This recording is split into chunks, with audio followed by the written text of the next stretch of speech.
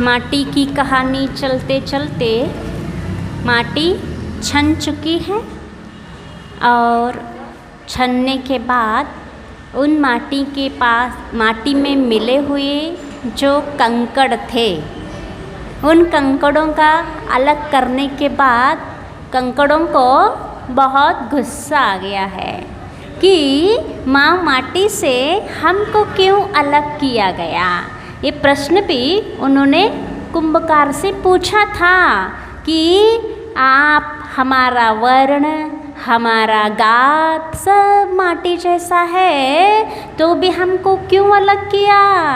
आप अपने नेत्रों का चिकित्सा करवा लो, अपने कर्ण को अच्छे से रख लो। इस प्रकार से वो गुस्सा में आकर के शिल्पी से इस प्रकार से कहा था। पेज नंबर है 49 49।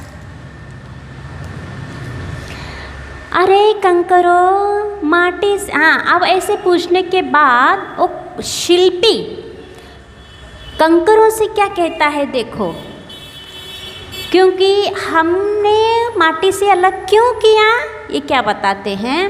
अरे कंकरों माटी से मिलन तो हुआ पर माटी में मिले नहीं तुम, माटी से छुबन तो हुआ पर माटी में घुले नहीं तुम। इतना ही नहीं, चलती चक्की में डालकर तुम्हें पीसने पर भी अपने गुणधर्म भूलते नहीं तुम। भले ही चूर्ण बनते रे तेल, माटी नहीं बनते तुम। समझ गए कंकरों, ये है तुम्हारा स्वभाव। तुम अपने स्वभाव को छोड़ोगे नहीं तो तुम्हें कैसा अपनाया जाएगा। तुम्हें कितने भी गलाया जाए, फुलाया जाए, पीसा जाए, अपने कठोरता को तुम नहीं छोड़ सकते। यही बता रहे, कितने भी तुम, इसीलिए तुम माटी के साथ तो रहे, लेकिन रहने के बाद भी उनका कुछ भी असर तुम्हारे ऊपर नहीं पड़ा। तुम माटी में रहे पर माटी से मिले नहीं तुम, इसीलिए अभी तक मिल नहीं पाए। अब आगे क्या मिलोगे। शुरुआत से उन्हीं माटी के साथ ही रहना हुआ, जन्म हुआ, वहीं सब कुछ हुआ, लेकिन माटी का गुण नहीं छुआ। इसीलिए अब तुम्हारा कोई काम नहीं है। जल के सिंचन से भीगते भी हो परंतु भूल कर भी फूलते नहीं तुम। माटी सम तुम में आती नमीना, क्या वह तुम्हारी कमीना। बता दो रे कमीना। क्या कह रहे हैं कि जल के सिंचन से भी तुम भीगते नहीं हो और फूलते नहीं हो, और माटी सम नमी नहीं आती। मृदुता तुम्हारे अंदर, मुलायमता जो होना चाहिए वो तुम्हारे अंदर नहीं आती। अरे बता दो, ये तुम्हारी कमी है कि नहीं है। बता दो, कमी है ना। हाँ, जिनके अंदर कमी होती वो कौन होता, जो आप लोग गाली जैसे दे देते। तो इसका एक गाली नहीं समझना यहाँ, इसका अर्थ है जिसके अंदर कमी रहती है, हाँ वो क्या है, उसको कमीना कहते हैं। क्या कमीना नहीं, तुम्हारा कमी नहीं है क्या, ऐसा वहाँ कंकड़ों से पूछा जा रहा है। तो जो इस प्रकार से अयोग्य ही रहते हैं, मतलब श्रोता अनेक प्रकार से बताया गया है आगम में। एक श्रोता होता है पत्थर जैसा, एक श्रोता होता है मिट्टी जैसा, एक श्रोता होता है चालनी जैसा, एक श्रोता होता है हंस जैसा। ये अनेक प्रकार के श्रोता कहे गए हैं। ऐसे ही वो मिट्टी जैसे कैसे, पत्थर जैसा श्रोता कैसे होता है, पत्थर के ऊपर कितना भी पानी डाला जाए, बरसात हो, लेकिन वो कभी उस पानी को ग्रहण नहीं करते हैं। उस उपदेश को ग्रहण करने की योग्यता उस पत्थर के अंदर नहीं होती है। मिट्टी जैसे कैसे होती है, वह ग्रहण कर लेती है। और हंस जैसे कैसा होता है श्रोता, जो हित का है, सार का है वो ग्रहण करता है, और असार है वो छोड़ देता है। मतलब के वचन ग्रहण करता माने असार माने वक्ता के अंदर कहीं भूल चूक से, कहीं गलती से कुछ निकल जाता है तो वो उसको ग्रहण नहीं करता है। जो मतलब के हित की बातें वही ग्रहण करता है। वो कौन है? हंस जैसा श्रोता है, वो उत्तम श्रोता माना जाता है। और चलनी जैसे श्रोता कैसा होता है?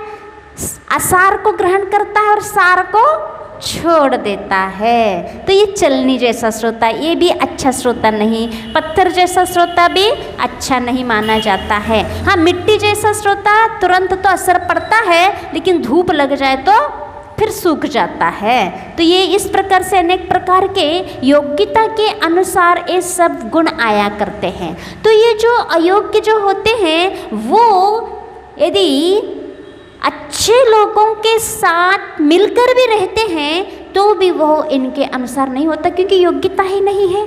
इस प्रकार से योग्यता वहाँ नहीं रहती है। तो योग्यता क्या चीज़ है? जैसे भव्य और अभव्य, ये भी एक योग्यता है। भव्य कैसे बनता है और अभव्य कैसे बनता है? यदि अभव्य कोई कर्म के उदय से बना हो तो फिर वो कभी भव्य भी बन सकता है, क्योंकि उस कर्म के हटने से वो गुण अपने आप आ जाएगा। लेकिन ये अभव्यपना, ये अयोग्यपना किसी कर्म के उदय से नहीं बनता है, उसका ऐसा स्वभाव ही होता है। मतलब उसके अंदर कितने भी निमित्त मिल जाएं, कितनी भी देशना हो जाए तो भी वहाँ वो उसको बदलने की या अपने आप सम्यक दर्शन प्राप्त करने की योग्यता ही नहीं रहती है उस प्रकार से। तो ये अभव्य की पहचान है। ये अयोग्य रहते हैं। तो अयोग्य लोग जो रहते हैं वो अच्छे लोगों के साथ रह तो लेते हैं, लेकिन वो कुछ प्राप्त नहीं कर पाते हैं। तो यहाँ कंकड़ों के लिए कह रहे हैं आप माटी के साथ तो मिले, लेकिन माटी की मृदुता आप ग्रहण नहीं कर पाए हैं। तो यहाँ तो इस मूक माटीकार ने नहीं, इस मूक माटी में क्या किया है? कंकड़ों को अलग किया। क्यों? क्योंकि वो अब शिल्प के काम नहीं है, वो घड़े बनने के योग्य नहीं है, और घड़े बनने के लिए वो बाधा है। उनका शिल्प बिखर जाएगा, निखार नहीं आएगा, निखार आने में बाधा है। इसीलिए इस मूक माटी में शिल्पी ने उन कंकड़ों को छान करके अलग कर दिया। लेकिन हम बताएं अपने शिल्पी कैसे हैं? अपने शिल्पी ऐसे हैं, उनके शरण में चाहे योग्य हो चाहे अयोग्य हो, सबके लिए वहाँ शरण रहता है। और ये अयोग्य भी रहते हैं, जो योग्य रहता है ना उनको तो घड़ा बना देते हैं, और इन कंकड़ों को क्या करते हैं? वो उन कंकड़ों को वो अलग नहीं करते हैं, उनको अच्छा रंग रोगन करके इन घड़े के ऊपर सजा देते हैं। तो उस घड़े में और सुंदरता आ जाती है। ये बात है अपनी शिल्पी की। अपने शिल्पी कौन है? आचार्य भगवान। तो ये इस प्रकार से इन कितनी विशाल दृष्टि है, इतनी करुणामयी दृष्टि है कि योग्य अयोग्य कोई भी हो, मतलब ये है यदि आपके अंदर योग्यता नहीं है तो भी उनको शरण दे देते हैं, तो भी वहाँ मोक्ष भले ही प्राप्त न करें, लेकिन संसार में अनेक सुख है, राजा महाराजा आदि, और स्वर्ग में भी जाते 9वें ग्रहों तक जाकर के इतना संसार संबंधी सुख तो प्राप्त कर ही लेते हैं। जो अभव्य रहते हैं वो खाली हाथ नहीं जाते हैं, वीतरागी भगवान के शरण में आकर के संसार में सुख तो प्राप्त कर लेते हैं। लेकिन यहाँ इस शिल्पी ने तो उनको तो उठा के अलग ही कर दिया। तो तुम में कहाँ है वह जल धारण करने की क्षमता? जलाशय में रहकर भी युगों युगों तक नहीं बन सकते जलाशय तुम। मैं तुम्हें हृदय शून्य तो नहीं कहूँगा, परंतु पाषाण हृदय अवश्य है तुम्हारा। दूसरों का दुख दर्द देख कर भी नहीं आ सकता कभी उसे पसीना, है ऐसा तुम्हारा सीना। मतलब तुम जलाशय में, जहाँ तालाब है, नदी है, तुम हमेशा 24 घंटा 12 महीना जल में तुम्हें डाल दिया जाए तो तुम जलाशय नहीं बन सकते। क्यों? तुम्हारा पाषाण हृदय शून्य तो नहीं करूँगा। हृदय शून्य माने वहाँ चेतना ही नहीं रहती, ऐसे हृदय शून्य, क्योंकि तुम्हारे अंदर चेतना है, जीव है, हाँ व्यक्ति है, लेकिन पाषाण हृदय जरूर है। हृदय शून्य तो नहीं कहा, इतना निग्लेक्ट तो नहीं कहा, लेकिन पाषाण हृदय जरूर कहा है। तुम्हारे अंदर पाषाण हृदय माने तुम कभी सुधर नहीं सकते हो, तुम कभी बदल नहीं सकते हो। हाँ इतना तो है, पाषाण हृदय इसीलिए है क्योंकि तुम तर्क वितर्क तो कर रहे हो, इसलिए हृदय शून्य नहीं। इतने तो प्रश्न पूछ रहे हो, इतने तो समझ में आ गया कि हमको अलग कर दिया गया, हमारे साथ अच्छा नहीं किया, अन्याय किया। तो जो हृदय शून्य होता है उसके अंदर इस प्रकार के तर्क करने की बातें दिमाग में नहीं आते हैं, तो हृदय शून्य तो नहीं हो, लेकिन पाषाण हृदय अवश्य हो, क्योंकि तुम सही बात को न समझते हो, न उस अनुरूप ढलने का कोशिश करते हो, और तुम्हारे अंदर कभी क्या दुख दर्दों को देख करके कभी पसीना नहीं आता है। ऐसा है तुम्हारा सीना, जिसके अंदर पसीना आ जाए, यानी जिसके अंदर दया करुणा, ये अच्छे रूप से मतलब जो सम्यक दृष्टि होता है उसकी इतनी दया करुणा होती है, और जो सम्यक दृष्टि नहीं रहता है वो दया करुणा तो करता है थोड़ा बहुत, लेकिन उसका सही दया के धर्म के अंतर्गत उसकी दया नहीं आएगी। क्यों? क्योंकि वो स्वरूप को समझ करके दया नहीं कर रहा है। जो दया सम्यक दर्शन के साथ जुड़ा हुआ रहता है वही सही दया है। इस प्रकार की दया तुम्हारे अंदर नहीं आ सकती है जो धर्म के अंतर्गत आ जाए, ऐसे पसीना नहीं आएगा। कैसा पसीना नहीं आएगा कि इस संसार संबंधी जो दुख है उस दुख से भयभीत होकर के, हे भगवान इस संसार कब छूटे, इन सब प्राणियाँ, ये सब प्राणियाँ हैं संसार में, इस संसार से दुख से छूटकर मोक्ष तक तो कब प्राप्त करेंगे। इस प्रकार की दया मिथ्या दृष्टि के अंदर नहीं आ सकती है, इस प्रकार की दया अभव्य के अंदर नहीं आ सकती है। इसीलिए इस प्रकार का पसीना न स्वयं के हित की चिंता रहती। एक मिनट,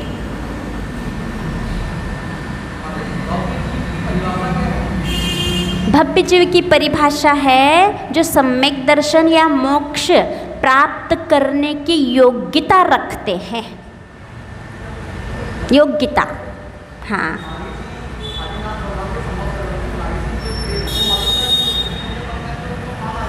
हाँ,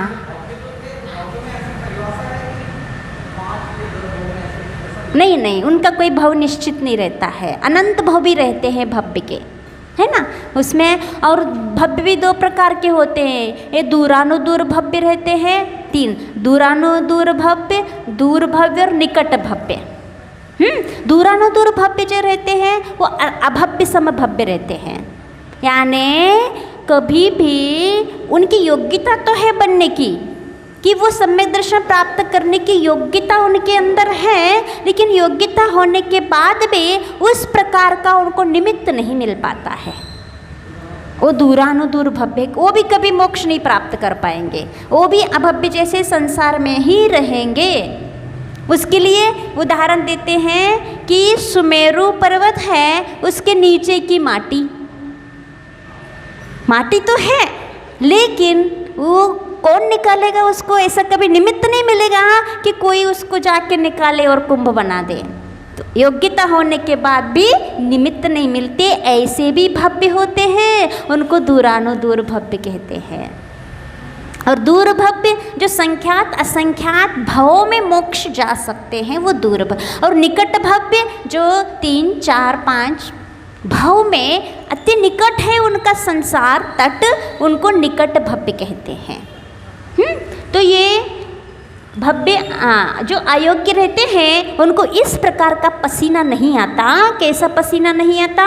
संसार से भय होकर पसीना आ जाए, कि डर के कांप लगने लगे कि संसार में तो कितना है, हम कब छुटकारा पाए, इस प्रकार का पसीना नहीं आता। फिर भी ऋषि संतों का सदा सदुपदेश सदादेश हमें यही मिला कि पापी से नहीं पर पाप से, पंकज से नहीं पर पंक से घृणा करो यार, नर से नारायण बनो, समयोचित कार्य करो।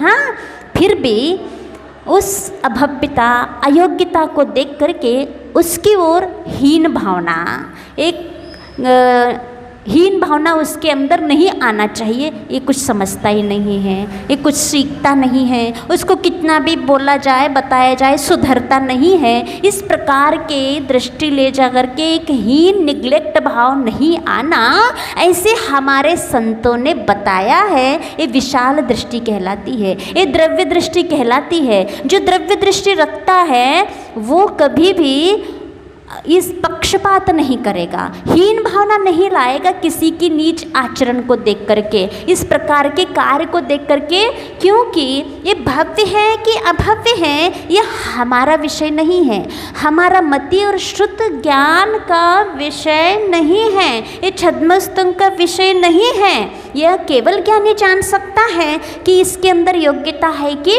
नहीं है, क्योंकि भव्य भी ऐसे ऐसे काम कर सकते हैं बहुत हीन से हीन, और अभव्य भी ऐसे काम कर सकते हैं। मुनि वन के निरतिचार पूर्वक 28 मूल गुणों का पालन अभव्य भी कर सकता है, और भव्य भी ऐसे मुनि की हत्या भी कर सकता है। अब बताओ, आप यदि कार्य देख करके भव्य भव्य कहोगे क्या? नहीं, ये क्रिया देख करके भव्य भव्य की पहचान नहीं हुआ करती है, क्योंकि भव्य अभव्य योग्यता की बात है, ना कि क्रिया की। इसीलिए क्रिया को देख करके कभी ये दृष्टि नहीं लाना कि ये कैसा है, हीन है, अभव्य है, अयोग्य है, ऐसा हम कह ही नहीं सकते हैं। पुराणों में ऐसे ऐसे कहानियाँ मिलती हैं जिन्होंने, उनकी सुलोचना और जय कुमार, ये कौन थे मालूम? ये भरत चक्रवर्ती के सेनापति थे जय कुमार, और उनकी रानी थी सुलोचना। इनका यदि पूर्व भाव आप पढ़ो तो ये समझ में आता है, ये पहले से कबूतर कबूतरी फिर बिल्ली ऐसे बने, 3-4 भाव त्रियंज बने, फिर विद्याधर बने, फिर यहाँ जय कुमार और सुलोचना। उनके पूर्व भाव में एक वैरी चल रहा था, तो उनके पूर्व भाव से ही। तो ये कहानी बहुत बड़ी है, अभी नहीं बताते, शॉर्ट में ये बता रहे हैं कि वो भी ऐसे ऐसे जीव भी उनसे पहले मोक्ष जा सकते हैं। तो जब पूर्व भाव में जय कुमार और सुलोचना आरिका और मुनिराज थे, तो वैरी था उस मुनिराज को और आरिका को स्मशान में जिंदा जला दिया, और वो नरक गया, और नरक से आकर यहाँ भीम बना, भीम नाम का एक व्यक्ति बना। उसने दीक्षा ले ली। कैसे दीक्षा ले ली? कि उसने पूर्व भव का कितनी अवधि ज्ञानी महाराज से सुन लिया कि तुम्हारा पूर्व भव ऐसा था कि तुमने मुनि और आरिका को जिंदा जला दिया था। तो उसका इतना कपकपी छूटी कि मैंने ऐसा काम किया है, तो उनने तुरंत मुनि दीक्षा ले ली। और जो मुनि आरिका थे, जय कुमार और सुलोचना का जो जीव, वो स्वर्ग में गए। तो वो स्वर्ग से वहाँ से निकल रहे थे, कहीं जा रहे थे, तो नीचे देखते हैं कि एक मुनिराज तपस्या कर रहे हैं। वो आकर के वहाँ उतरते हैं और नमोस्तु करते हैं, और मुनिराज से पूछते हैं कि आपको वैराग्य कैसे हुआ? तो वो कहते हैं, मेरे वैराग्य के बारे में क्या बताऊं, मेरा इतना हीन पतित जीवन था, इतना निकृष्ट काम किया है मैंने पूर्व भव में कि वो जीव यदि सामने आ जाए, मुझे मिल जाए, उस जीव की मुझे खोज है कि मैं कब उनसे क्षमा मांगूं, पश्चाताप करूं, अश्रु बहाऊं, तो मुझे जीव को शांति मिलेगी। तब तक मुझे शांति नहीं है। मैंने ऐसा पाप किया है कि एक मुनि आरिका को मैंने जिंदा जलाया है। तो उनको तो अवधि ज्ञान नहीं था मुनिराज को, लेकिन इन देवों को तो अवधि ज्ञान था। तो उन्होंने कहा अच्छा आप वो सामने रहेंगे तो आप क्या करोगे? कहते मैं तो उनसे इतना क्षमा मांगूंगा और अपने आप को मैं कृतकृत्य धन्य मांगूंगा। तो कहते हम ही है वो जीव जिनको आपने जलाया था, हम देव और देवी बने हुए हैं। तो वो इतने पश्चाताप करते हैं, उनसे क्षमा मांगते हैं और बस उनको शांति मिल जाती है। अब पूर्व भाव का वो मतलब जो काम किया था वो जीव भी मिल गए उनको और क्षमा भी मांग लिया। और क्षमा तो उन्हें तो कर ही लिया था, पूर्व भाव के आर्यिका मुनि तो उनके मन में तो कुछ नहीं था, लेकिन इन्होंने किया था। इनके मन में ऐसा था कि मैंने ऐसे हाँ पाप किया है, ऐसे पश्चाताप किया और वो ध्यान में बैठ गए और केवल ज्ञान प्राप्त हो गया। जे पहले तपस्या कर रहे थे वो जीव तो अभी यही है देवलोक में, और जिन्होंने उनके उपसर्ग किया था वो आकर मोक्ष भी चले गए। ये है मेरा कहना है कि ऐसे कोई भी कार्य करते हैं तो उनको ये देखो ये भी भव्य हो सकता है, ये भी अगले भव में भी सुधर के मोक्ष जा सकता है। कैसे भी कार्य करें तो ये तो बहुत निकृष्ट काम है। अपन आज भी ऐसे ऐसे काम देख के कहते हैं और उनको हीन भावना लाते। नहीं, ये भावना भाव कि हे भगवान इनके अंदर समझ आ जाए, बुद्धि आ जाए और सुधर जाए। ये उनको ऐसे नहीं कहना चाहिए कि ये पापी है, ये दुरात्मा है, ऐसा है वैसा है। ये भावना नहीं, ये द्रव्य दृष्टि नहीं कहलाती है। ये पाप से घृणा नहीं, ये पापी से घृणा कहलाता है। पापी से घृणा नहीं करना चाहिए, पाप से करो ना। और पाप से घृणा करने से क्या होता है? ये होता है कि ये पाप उनके अंदर से कब निकल जाए, ये पाप से घृणा कहलाता है। और पापी से घृणा माने व्यक्ति को ही हटाना, व्यक्ति को ही नजरों से हटा देना, पापी से घृणा। और पाप से घृणा माने व्यक्ति के अंदर जो बुराइयां हैं वो हट जाए, ये भावना आ जाती है। तो ये यही बता रहे हैं ऋषि रे संतों ने सदा सदा के लिए क्या सदुपदेश दिया है? पापी से नहीं, पाप से, पंकज से नहीं, पंक से। पंकज माने कमल और पंक माने कीचड़। कीचड़ से हमेशा घृणा करो, माने पाप रूपी कीचड़। और पंक से, पंकज से नहीं। और आई आर्य नर से नारायण बनो, समयोचित कर कार्य। जिस समय में अभी बहुत अच्छा अवसर मिला हुआ है उस समय को मत चूको, इस न चूक करके समयोचित कार्य करो। उच्च कुल मिला हुआ है, जैन धर्म मिला हुआ है, आर्य क्षेत्र है और जहाँ धर्म का प्रवाह, धर्म का वातावरण हमेशा बना रहता है, ऐसा क्षेत्र मिला हुआ है। इसलिए समयोचित काम करो, ऐसा अवसर कभी नहीं मिलता। इस संधि है, इस संधि को चूको मत। ये चूक जाओगे तो फिर गए, अब पता नहीं फिर घूम घाम के कब ऐसा अवसर मिलेगा नहीं मालूम। इसलिए समयोचित काम करो। ऐसे साल घूम करके ऐसे कितने सालों में ऐसा अवसर आएगा जहाँ साधु संतों का चातुर्मास का अवसर मिलेगा।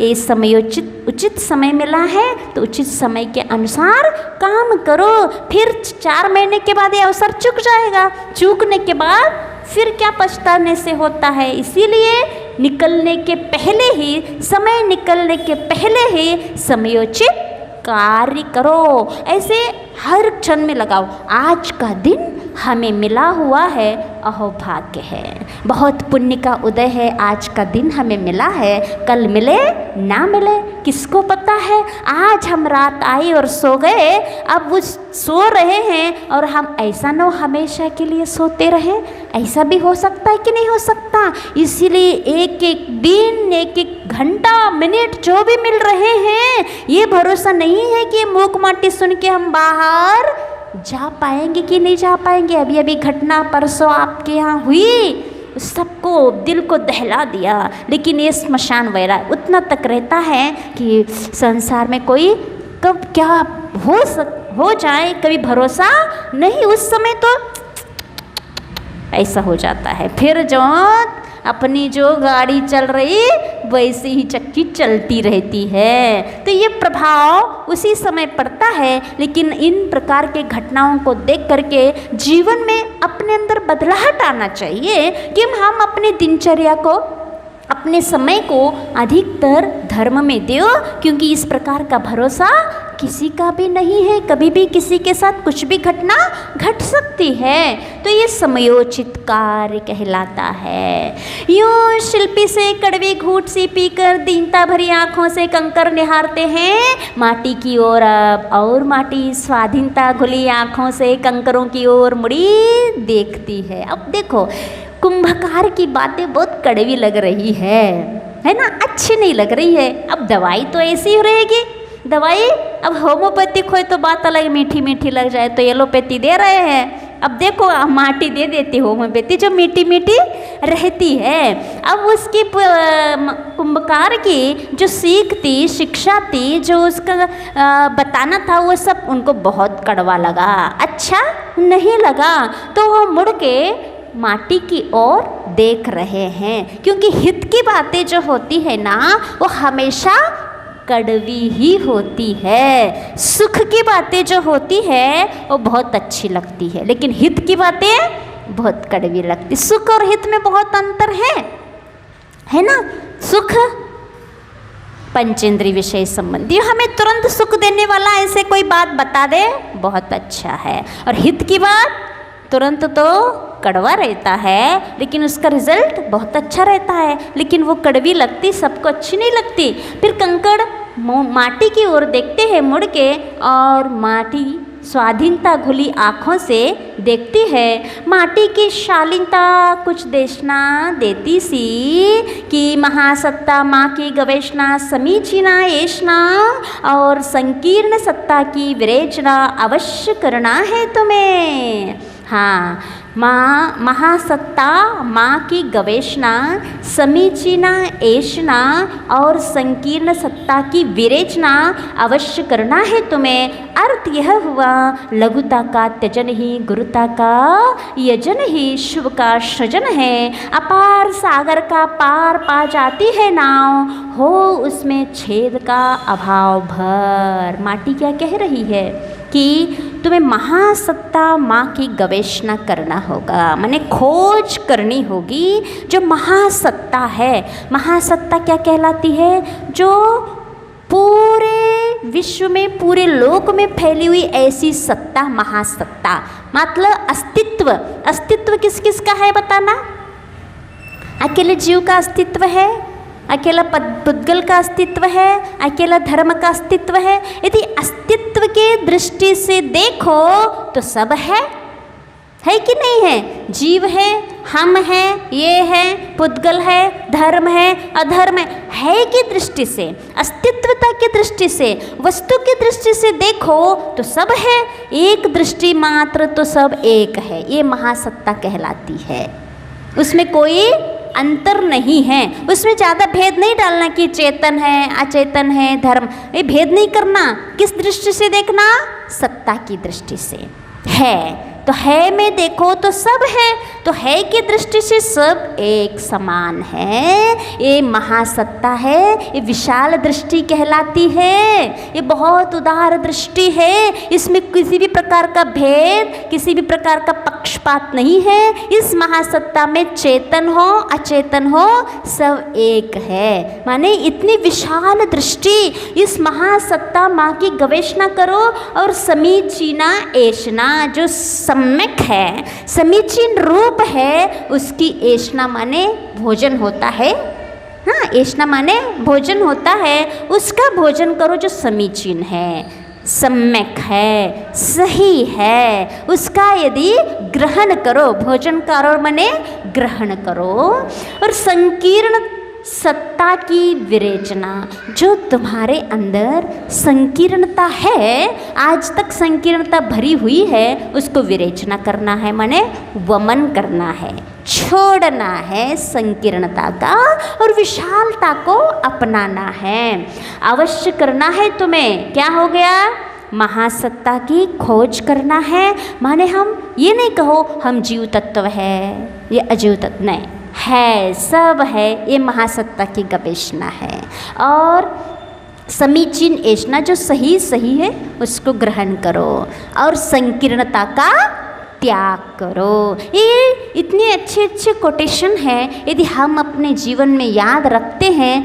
पहले में भी जब धरती माँ माटी के लिए भी बहुत अच्छी अच्छी बातें बताई थी, और यहाँ माटी किसके लिए बता रही है?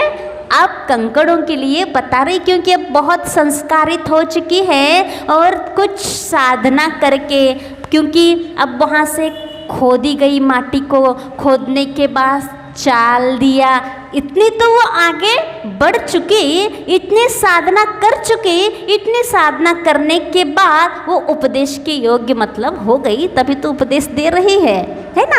उपदेश के योग्य कौन होता है? जो जीवन में कुछ ग्रहण करता है, साधना करता है और उसका जीवन संयममय होता है, साधना रूप में ढलता है। तो यहाँ माटी ने अभी तक किसी को उपदेश नहीं दिया था, अभी तक तो उपदेश मांगा था, लेकिन अब कंकड़ों के लिए उपदेश दे रही, क्योंकि वो साधना उसकी शुरू हो चुकी है। तो समझ अवश्य, क्या संकीर्णता का विवेचना अवश्य करना है तुम्हें। अर्थ यह हुआ लघुता का त्यजन ही गुरुता का यजन है। जो लघुता माने जो छोटपना है, संकीर्णता है, उसका त्याग करना है, और गुरुता बड़ा महानता का अनुष्ठान करना है। यजन करना माने अनुष्ठान करना है, पूजा करना है, किसका? महान गुरु का। शुभ का सृजन है, ऐसा करना ही शुभ का सृजन है, माने निर्माण है।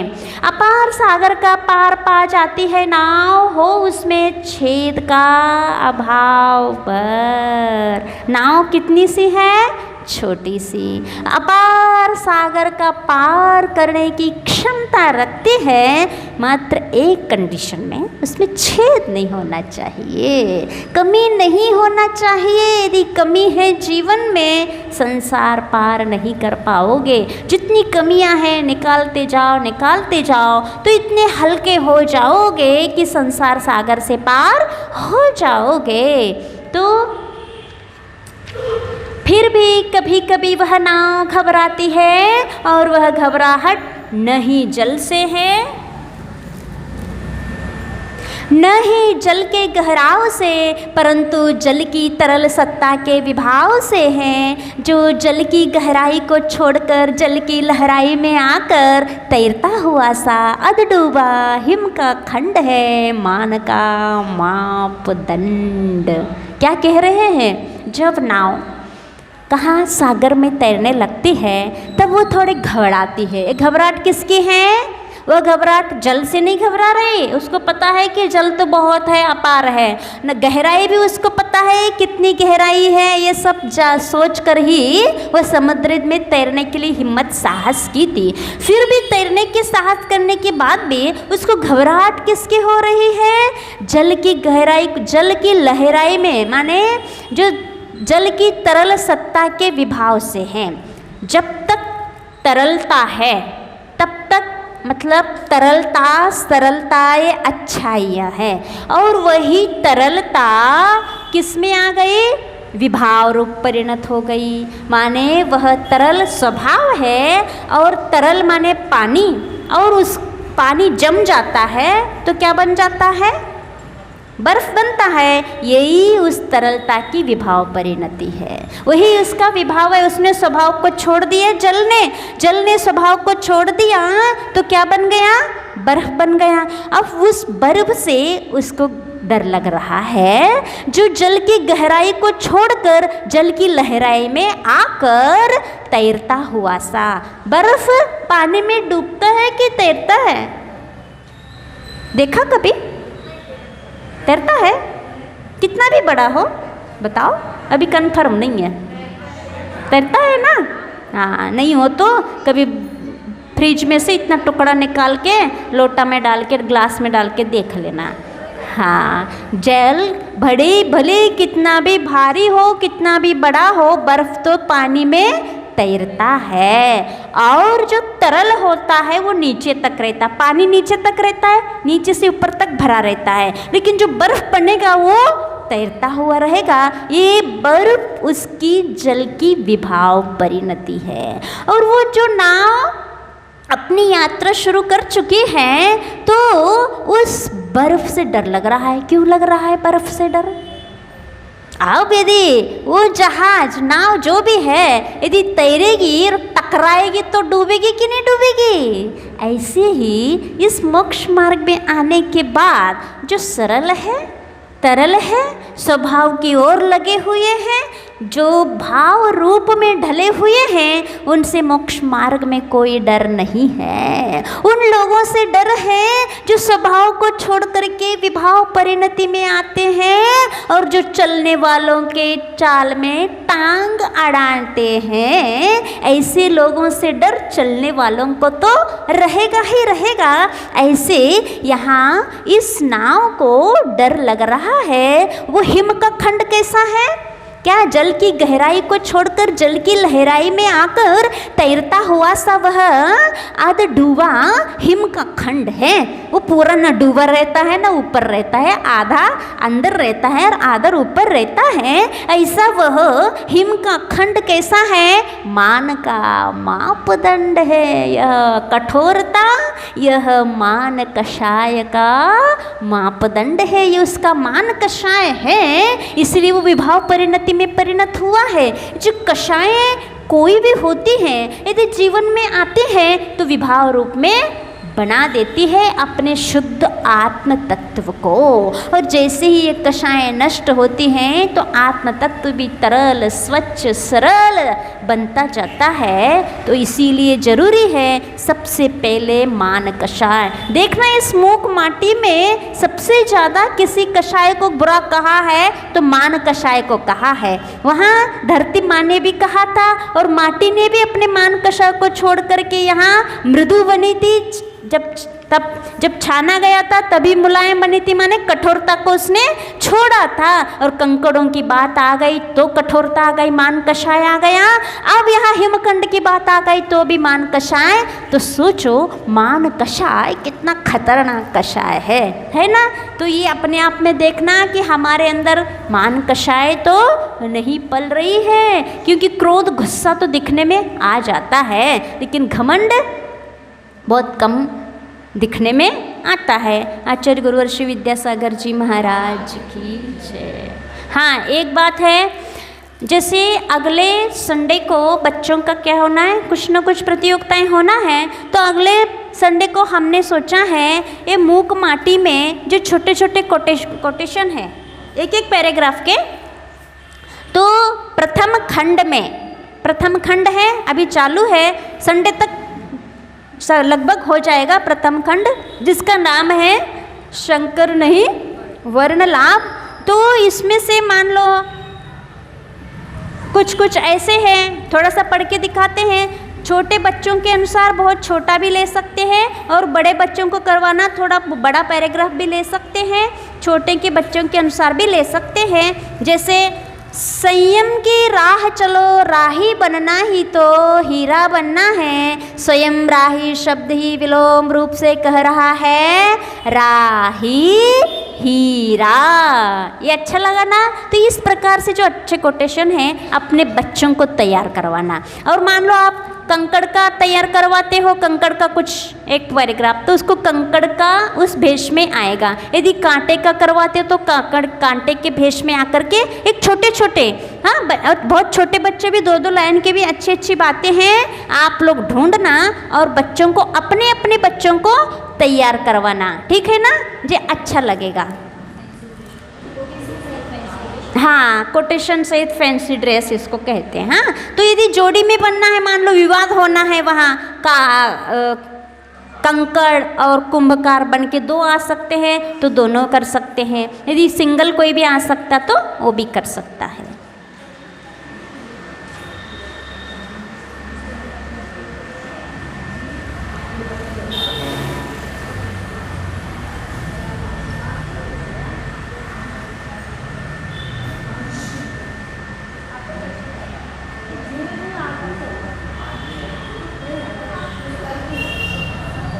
और उसमें फर्स्ट, सेकंड, थर्ड उसमें निकाला जाएगा और प्राइज़ भी दी जाएगी और फिर सांत्वना पुरस्कार सबके लिए भी दिया जाएगा। ठीक है।